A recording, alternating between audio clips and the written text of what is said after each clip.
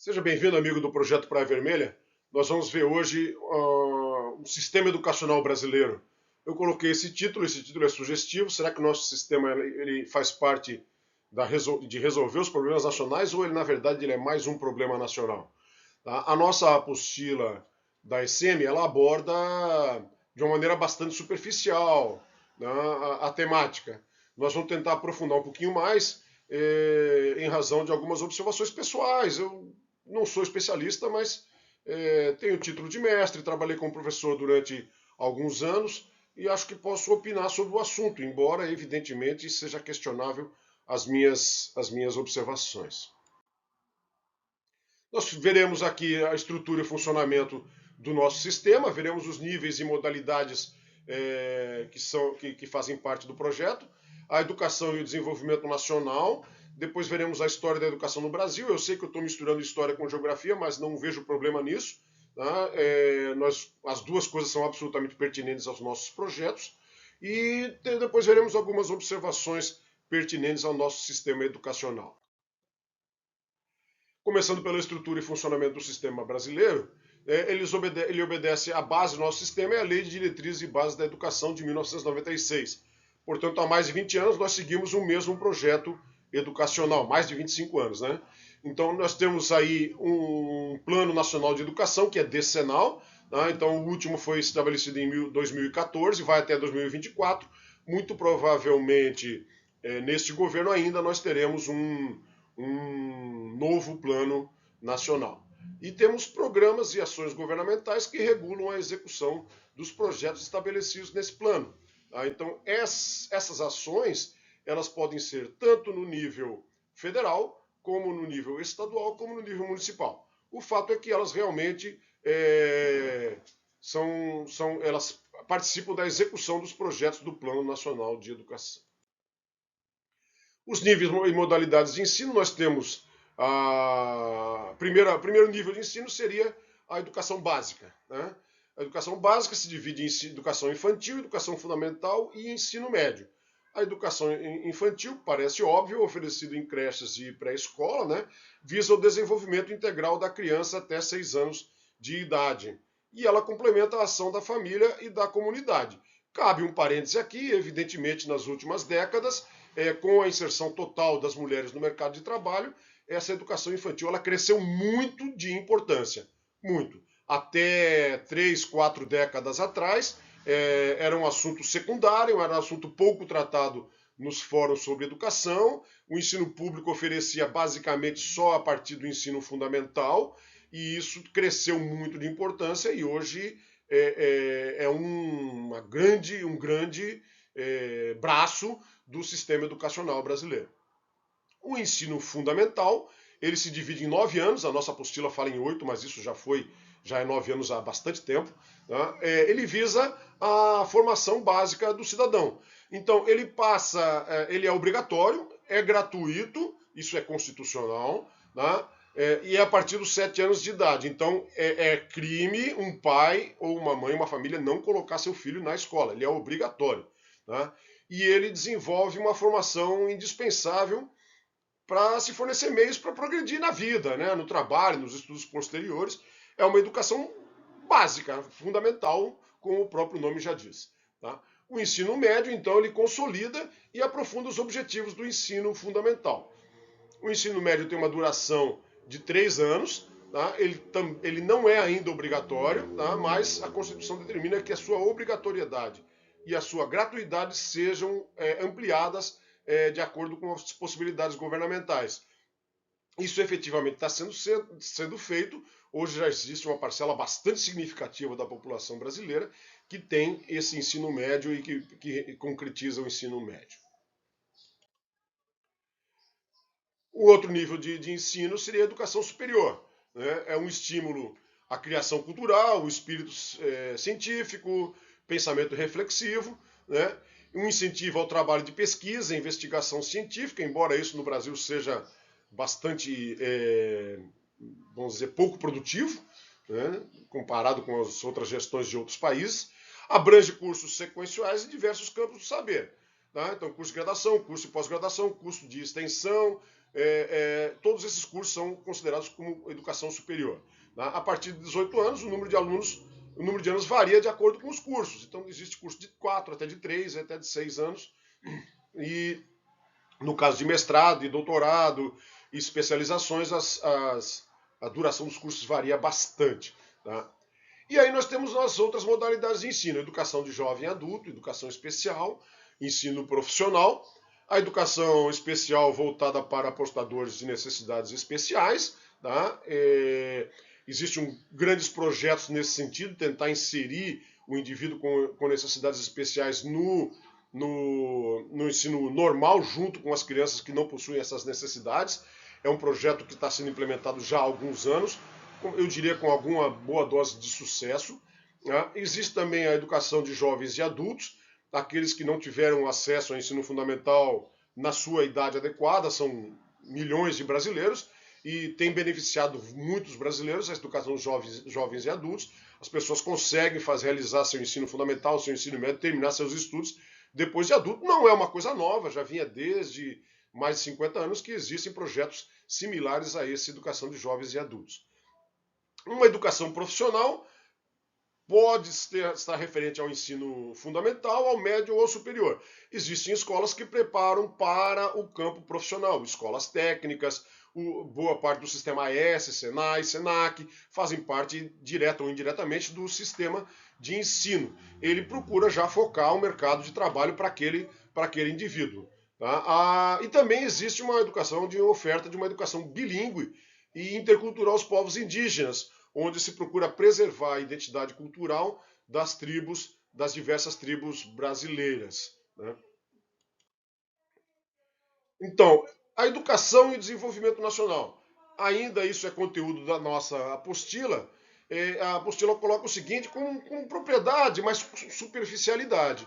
Existe a necessidade de preparação para a cidadania, incorporando à vida nacional grandes massas de população. Tá? Parece óbvio que num regime democrático a participação política e acesso aos benefícios sociais está associada à educação básica. Né? A educação é fundamental para o desenvolvimento, para a inserção das massas no sistema econômico, no sistema político. Então, no sistema de sociedade democrática, depende o acesso do eleitorado, informações essenciais para a participação plena politicamente, com esclarecimentos. Isso dá margem a várias ações que nem sempre são focadas com o objetivo de você simplesmente abrir a mente do indivíduo como deveria ser. Mas vamos fechar esse parêntese aqui. A alteração do processo produtivo e desenvolvimento tecnológico exige qualificação. Um sistema de educação básica hoje é essencial ao desenvolvimento econômico. Parece evidente, né, que apenas o ensino fundamental não garante a inclusão social. O ensino médio tem uma importância fundamental, principalmente o de caráter profissionalizante. O indivíduo já termina o ensino médio com uma profissão que pode ser inserida no mercado de trabalho. Isso é uma coisa que no Brasil deixa muito a desejar, eu não tenho dúvida nenhuma. Tá? O ensino médio vai enfrentar dessa forma dois grandes desafios. Primeiro, atender toda a demanda, que está em plena atividade, nós estamos praticamente conseguindo atender toda a demanda, e o segundo, aumentar sua qualidade, né? O que é uma dificuldade bastante grande. E nós ainda convivemos com uma parcela significativa da população que tem menos de 10 anos de ensino e que não possuem condições de atender essas demandas que estão aí listadas acima. Ainda pode-se dizer que existem diferenças regionais bastante significativas nos indicadores. Né? Os contingentes absolutos de população são baixos em todas as regiões, mas são mais baixos nas regiões Norte e Nordeste, em especial na região Nordeste. Isso persiste, isso continua. As ações governamentais, as ações públicas focadas nisso não estão atingindo esse objetivo. Tá? Continuam. Muitos estudos consideram que o capital humano é responsável por grande parte das diferenças de produtividade entre países. Cara, são muitos estudos, é isso que diz na apostila, mas para mim é a obviedade, né? Então você pega países extremamente desenvolvidos, evidentemente a primeira ação foi investir em educação. Tá? Você pega o Japão, talvez o maior exemplo quase contemporâneo seja a Coreia do Sul. Era um país mais pobre que o Brasil há 50 anos atrás. E hoje é um país com IDH altíssimo. Investimento básico, educação. Educação voltada para a profissionalização, voltada para preparar o indivíduo para o ambiente de trabalho.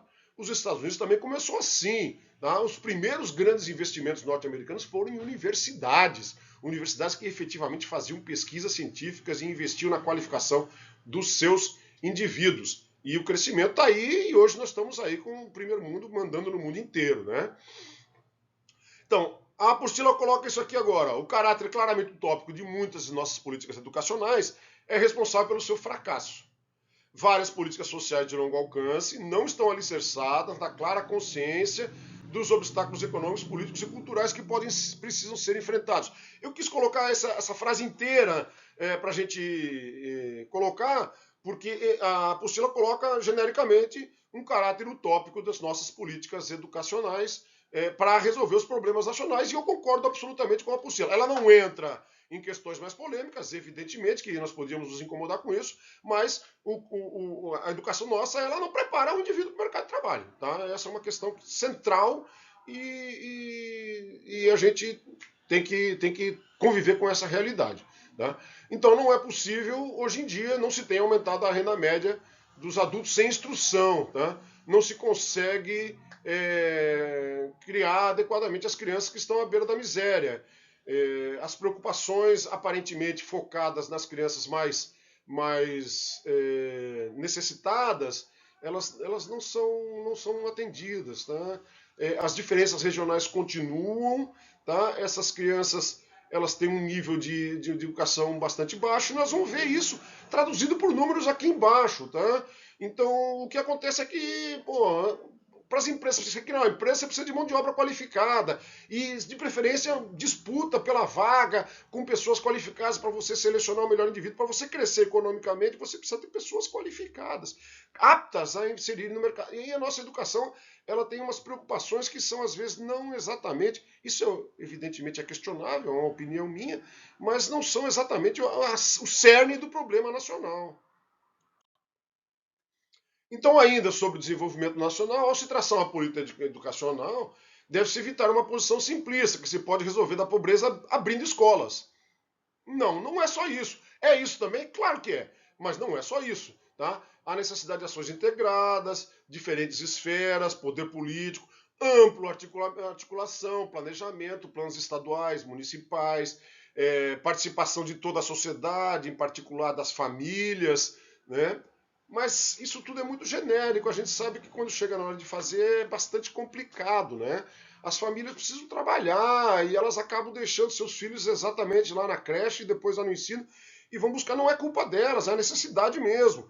Então a educação tem um papel absolutamente fundamental no desenvolvimento nacional. Então quando você fala em planejamento articulado, integrado, é muito bonito e é importantíssimo.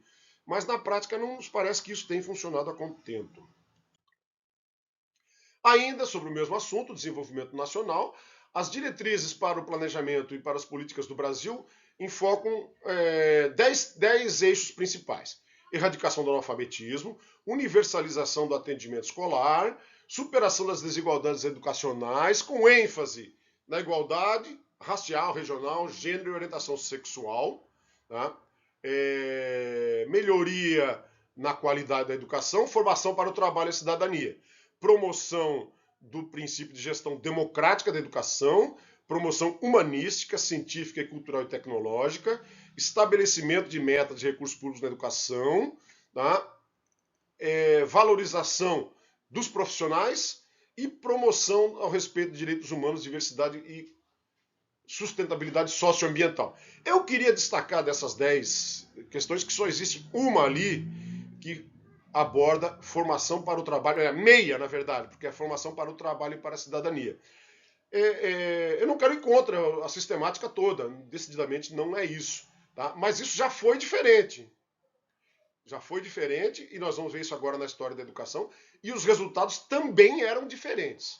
Ok? Vamos ficar com isso na mente. Então, claramente, nós temos uma grande preocupação humanística, absolutamente pertinente, uma preocupação em inserir a população mais carente, né? Direitos humanos, diversidade, minorias, socioambiental. Essa é a preocupação fundamental da educação brasileira. Ótimo. Produtivo? Fica como pergunta. Bom, vamos ver agora a história da educação no Brasil. No período jesuítico, foi a primeira manifestação no sentido de se educar a população brasileira. Vieram para cá milhares de jesuítas ao longo de mais de 2 séculos. Tá? O primeiro que teve uma atuação destacada e merece ser citado é José de Anchieta. Tá? Ele era mestre lá da escola do Colégio de Piratininga, ali em São Paulo. Ele montou a primeira gramática de língua tupi. A ideia era tentar introduzir os índios na sociedade, aculturar esses índios, fazer eles aprenderem a língua portuguesa e os portugueses aprender a língua geral, né, falada no Brasil. Tá? Uma observação bastante pertinente. Já era aquela ideia portuguesa de miscigenar, de mesclar, né, de introduzir. Tá? Misturava, evidentemente, a pregação da fé com o ensino, tá? Com a alfabetização. Tá? Criaram-se várias escolas, à medida que foram surgindo as vilas, foram sendo criadas escolas, e várias missões e reduções, que misturavam catequização, técnicas agrícolas, alfabetização. O período jesuítico findou, acabou com o período pombalino. O Marquês de Pombal expulsou todos os jesuítas do Brasil, nós sabemos disso em 1759. É uma atitude bastante marcante na história brasileira, em particular para a educação.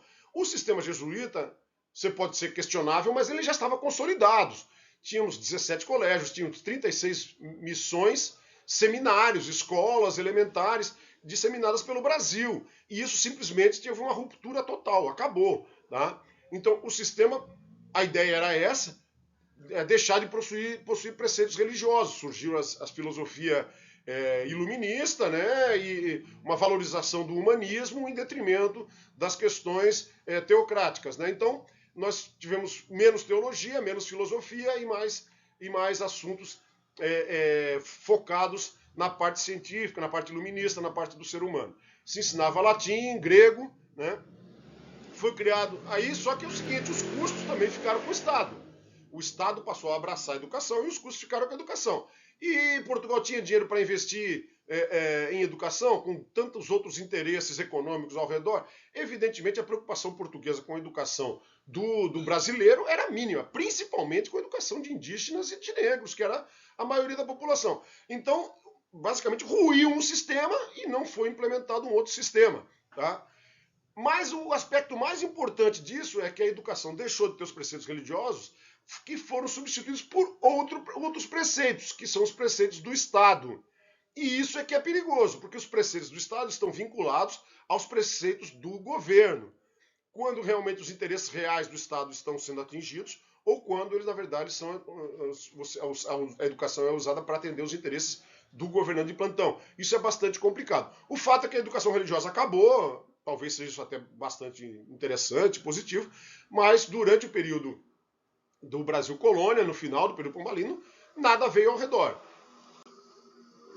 Então, veio em período joanino?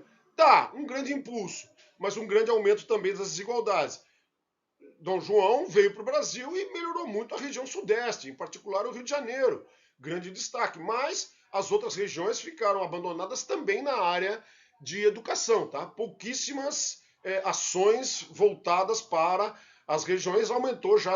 Ali foi efetivamente um grande passo para essas desigualdades regionais brasileiras, tá? Um destaque aí para a Academia Real Militar, que nós somos, né? A Escola Real de Ciências e Artes de Ofício, Academia de Artes, curso de agricultura, biblioteca. Um bom boom na educação, mas infelizmente somente localizado. No período do Império, né, houve pouquíssimas mudanças. Né? Então, os programas das escolas eram oficialmente católicos. Houve essa mudança. O Brasil, depois do Marquês de Pombal, aos poucos fosse inserido novamente o sistema católico, mas com muito menor eficiência do que se tinha anos antes. Né? O Estado era oficialmente católico, as disciplinas eram permeadas pelo ensino religioso, evidentemente. Algumas ações que merecem destaques aí: proposta de pedagogias em todas as cidades e vilas, era uma coisa que não existia, mas a proposta pouco vingou. Tá? A criação do Colégio Dom Pedro II, né, no Rio de Janeiro. O Brasil contava, para você ter uma noção, da efetividade, né, um país com 10 milhões de habitantes tinha 150 mil alunos matriculados. Ou seja, diria que 90% das crianças estavam fora da escola ou mais. Né? Foi decretada a liberdade de ensino, surgiram escolas particulares, evidentemente isso beneficiava a população com maior poder aquisitivo, que sempre foi estudar na Europa, né? Então a ideia era ter colégios efetivos, eficientes aqui no Brasil que pudessem beneficiar as elites. E essa ideia me parece que continua até hoje, colégios que beneficiam as elites e um ensino público que prejudica os pobres, né? Rui Barbosa sugeriu essa liberdade de ensino laico, obrigatoriedade de instrução. Quando foi proclamada a República, realmente o ensino ficou um pouco mais laico, né? E as instruções, isso que ocorreu, isso aí realmente que o Rui Barbosa sugeriu, praticamente ocorreu, mas demorou um pouquinho. Na Primeira República, houve uma reforma de Benjamin Constant, figura importante na história do Brasil, né? Na história da educação, também pregando assim, dentro das ideias do Rui Barbosa, a laicidade, a gratuidade na escola primária, predominância literária, findando a predominância literária, tentando colocar uma predominância científica. Lembre-se que a proclamação da República teve como base o cientificismo da corrente positivista, né? E só para a gente ter conhecimento, o percentual de analfabetos no início do século XX, né, 75% de analfabetos no Brasil. Foi fundada a Academia Brasileira de Letras, que procurou disseminar, contribuir com a educação nacional, contribui, né, e está aí até hoje. Né? No governo Getúlio Vargas, foi criado pela primeira vez o Ministério da Educação, ainda Ministério da Educação e Saúde Pública. Eu lembro que até essa década de 30, nas décadas anteriores, o foco do Estado era garantir a segurança, garantir a soberania. Não era proporcionar o bem-estar ao seu cidadão. Isso em praticamente todos os países do mundo. Tá? Era crescer economicamente, era se desenvolver e garantir a sua soberania, ter exércitos bem equipados, ter armas, né? E sobrepujar sobre seus oponentes. Tá? O foco era esse. A ideia do Estado servir ao cidadão é uma coisa bastante nova, eu diria que tem 100 anos para cá. Tá? Então, esse projeto de criação do Ministério da Educação foi uma coisa inovadora, e é uma coisa nível mundial. Tá? Ministério da Educação e Saúde Pública na década de 1930. Houve uma organização do ensino secundário, regime universitário, houve a criação da USP, tá? Então, houve a criação de conselhos nacionais, Conselho Nacional, Conselhos Estaduais de Educação, aparentemente uma ideia de realmente inserir a educação na temática do governo. Né? Já tinha pelo menos 30% da população de idade escolar matriculadas, a grande maioria em escolas públicas, tá? Mas ainda, grande maioria, mas você tinha 1/4 da população em escola particular. Evidentemente, esse 1/4 da população é a população de mais posses, né? A Constituição de 1937, vocês sabem que era conhecida como a polaca, porque ela era bastante autoritária, né? Ela permitia o ensino privado e mantinha a qualidade do ensino primário, a gratuidade, desculpe. Tá? Então ela foi bastante generosa nesse sentido. Tá? Mas ela pregava já a obrigatoriedade de trabalhos manuais na escola. O foco já era inserção no mercado de trabalho. Havia um boom de industrialização no governo Vargas, houve um boom de industrialização no governo Vargas. Você percebe que já em 37 o foco era trabalhos nas escolas, aprender trabalho nas escolas, e o boom industrial ele surgiu justamente ao longo da Segunda Guerra Mundial, ao final da Segunda Guerra Mundial, já tinha pelo menos um princípio de mão de obra qualificada para que esse boom industrial pudesse ocorrer. Tá? Aparentemente havia um planejamento nesse sentido para se crescer economicamente. Tá? E já no final do governo Vargas foi criado o Senai, tá? Empresas também eram obrigadas, as indústrias eram obrigadas a terem escolas profissionalizantes. Então houve efetivamente uma preocupação com a educação, aparentemente pela primeira vez, uma preocupação concreta com a educação no Brasil. Tá? E essa educação com foco claramente profissionalizante para inserção no mercado de trabalho. A Constituição de 46 previa o ensino primário obrigatório, continuou mantendo, né? Criou as leis de diretrizes e bases da educação nacional, que estão em vigor até hoje, só são remodeladas, né? Criou o SENAC para aprender atividades comerciais. Evidentemente, o Brasil começou com atividades industriais cresceu e houve necessidade de especialização nas atividades comerciais. Tá? Houve a criação de um ministério próprio da Educação e Cultura, não mais vinculado à saúde, tá? E houve a criação de um Plano Nacional de Alfabetização. Destaque, na década de 60, surgiu um Plano Nacional de Alfabetização baseado no método Paulo Freire. Nós vamos falar nele em breve. No regime militar, houve uma ampliação do ensino obrigatório de 4 para 8 anos. Tá? Então, houve a proibição da Uni. Nós sabemos que a Uni tinha um viés de esquerda e foi proibida, né? Foi combatida pelo regime militar. Houve um desprezo pelo método de Paulo Freire, que era considerado ideológico. Houve a criação de grande expansão em universidades e grande preocupação em tentar alfabetizar os adultos. O número de analfabetos era muito grande. Tá? Para isso foi utilizado o Mobral. Há correntes que dizem que foi teoricamente utilizado o método de Paulo Freire. Isso vamos considerar uma meia-verdade, né? Mas o fato é que houve uma preocupação em tentar alfabetizar adultos e um projeto bastante exitoso. Né? A formação educacional era de cunho profissionalizante, a ideia era focar no mercado de trabalho.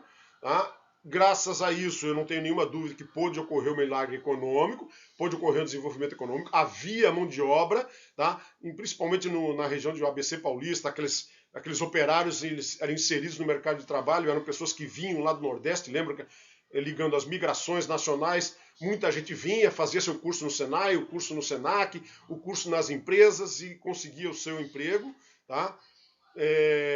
Havia disciplina de educação moral e cívica e o SPB, tá? Era efetivamente para doutrinar, evidentemente, para doutrinar para as questões patrióticas, doutrinar para as questões militares, né? Se pregava hino nacional, posição de sentido, a gente aprendia a canção do exército, então canção de expedicionários, se glorificava os expedicionários, era uma educação com uma vertente diferente. Se é melhor ou pior, fica na interpretação de cada um, mas era uma vertente diferente, focada no mercado de trabalho, focada na formação do cidadão para ele servir ao Estado, para ele servir como patriota e como indivíduo formado no mercado de trabalho.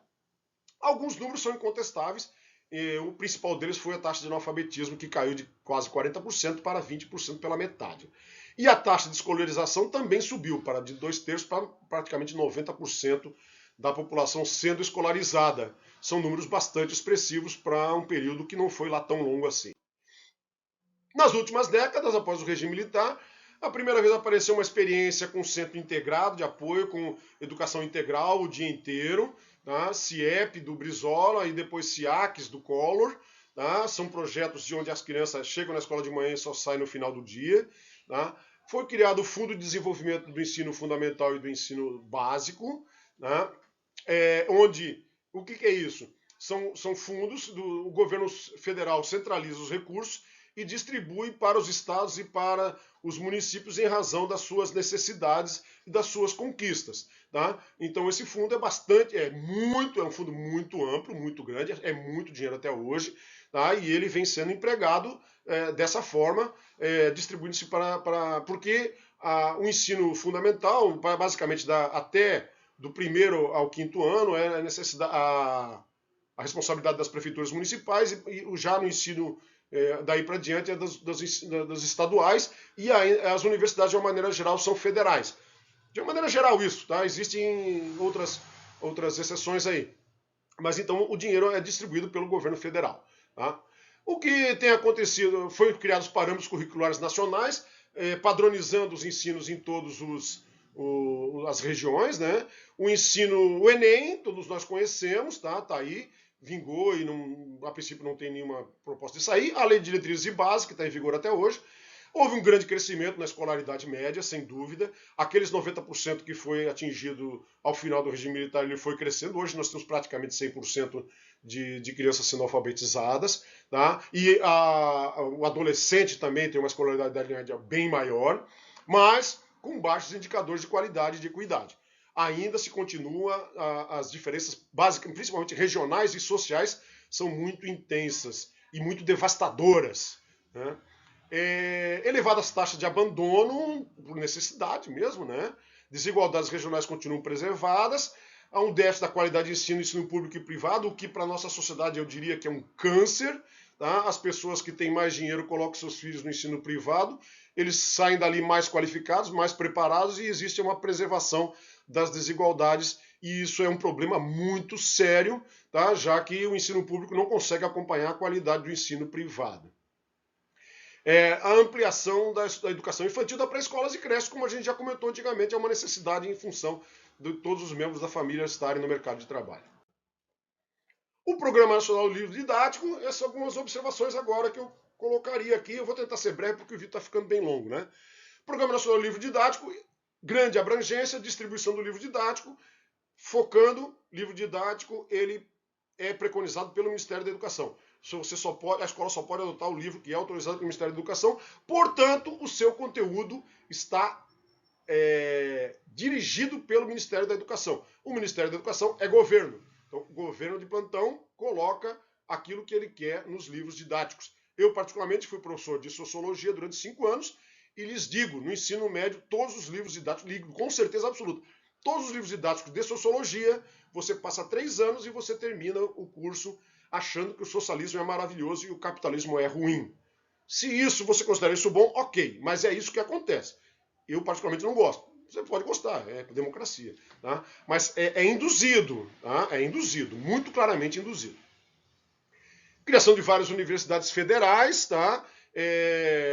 Altíssimos investimentos de universidades federais e também implementação de ProUni, FIES, SISU, uma grande ideia de ampliar o contingente que se forma em ensino superior. Bom, talvez. Vamos lá, vamos considerar que isso seja positivo. Aqui sim, uma coisa efetivamente, o Pronatec, criado pelo governo Dilma, que se encontra aí em banho-maria, né? Efetivamente preparando para o mercado de trabalho. Uma educação voltada para a cidadania, pedagogia do oprimido, nós vamos falar disso mais embaixo um pouquinho. Tá? O déficit da qualidade de ensino público e privado, que eu já coloquei, é um grande transtorno, um grande problema da nossa sociedade. Tá aí os resultados, tá? O TIMSS é uma avaliação internacional realizada aí por órgãos independentes, coloca o Brasil em 58º, né, em matemática e ciências, de uma relação de 64, ou seja, está entre os piores. Quando você for falar em escrever, ler e escrever, a leitura dos alunos, o Brasil está em 56º de 60. Ou seja, o que é mais básico, mais fundamental, aprender matemática, ciências e português, nossas crianças estão num nível baixíssimo. Nossa educação é focada na cidadania, mas sem aprender matemática, português e ciências. É difícil de compreender, é essa a minha opinião. Para finalizar, vamos ver quem é o nosso patrono da educação brasileira. Você pode adorá-lo ou você pode odiá-lo, tá? Mas ele é o patrono da nossa educação, instituído pelo governo Dilma, está lá oficialmente o nosso patrono. Tá? Muito reconhecido mundialmente, muito citado, é o brasileiro com mais citações nos trabalhos científicos do mundo, efetivamente, inquestionavelmente, uma sumidade, um grande ícone da educação. Tá? A ideia do seu grande livro é a pedagogia do oprimido. Né? Qual é a ideia? A educação, o sistema pedagógico deve focar para que o pobre saia da opressão do sistema capitalista. Esse é o foco da educação brasileira. Né? Eu, particularmente, não gosto disso, porque nós vivemos num sistema capitalista. Então, quando você ensina a criança a questionar só o sistema capitalista e a aderir a outro sistema, que é o que acontece na prática, nós estamos enfrentando, nós estamos batendo de frente com aquilo que nos sustenta. E é isso que está acontecendo no Brasil hoje. Né? Então, a raiz do nosso suporte político, do nosso desenvolvimento econômico, estaria na educação, e em outros aspectos nós vamos falar depois, no nosso sistema judiciário, no nosso sistema político. Mas quando o problema agora é a educação, então nós temos uma educação baseada no desenvolvimento da consciência crítica, desde que essa consciência crítica seja combatendo o capitalismo. É difícil você desenvolver um país sendo que as pessoas são contra o sistema que o sustenta. É complicado. E isso é ensinado nas escolas. Tá? Então, uma fundamentação humanista é muito importante. Uma educação como ato criador, proporciona autonomia, consciência crítica. Ok. É isso que nós temos hoje. É o que a grande maioria dos educadores preconiza. Quem sou eu? Né? Um reles militar, professor durante 5 anos, mas eu atribuo o nosso nível de desenvolvimento econômico baixo, muito baixo, nas últimas décadas, a essa educação nossa que não, efetivamente, não prepara, não ajuda, prepara, assim, para questionar, os seus objetivos estão sendo atingidos, está sendo muito bem conduzida, realmente nós temos uma educação que cria espírito crítico, sem criar bases para esse espírito crítico. Né? Então é isso que tem acontecido, é muito bem sucedido, os objetivos estão sendo plenamente atingidos, está muito claro isso. Agora, se isso vai ajudar o desenvolvimento nacional, é outra conversa que nós estamos aí, minha opinião já ficou bem clara. Ok, gente, eu sei que me alonguei bastante, peço desculpas por isso, mas eu acho que é muito pertinente. Tem coisas aí que eu falei que, evidentemente, vocês não podem colocar na prova, mas indiretamente clareia a mente e faz com que você pense e tenha ideias esclarecedoras que podem sim ser inseridas na prova. É isso que eu penso, por isso que eu quis falar dessa forma. Ok, pessoal? Obrigado, até a próxima.